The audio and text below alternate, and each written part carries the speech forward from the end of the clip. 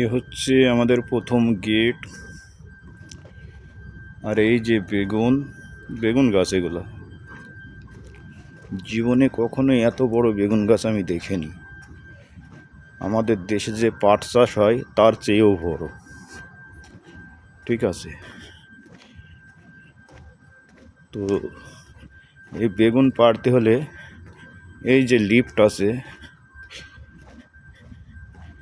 এই যে লিফটে করে উঠতে হয়, উঠে বেগুন পাড়তে হয়। আর এই বেগুনটা পুরো দেখভাল করে হিরো হালসোনা। এই একটা লিফট আছে, আর এই তো আমাদের বেগুন গাছ, এইটা আমাদের রাস্তা। হ্যাঁ, এই যে লিফট, এই লিফটে করে উঠে বেগুন পাড়তে হয়।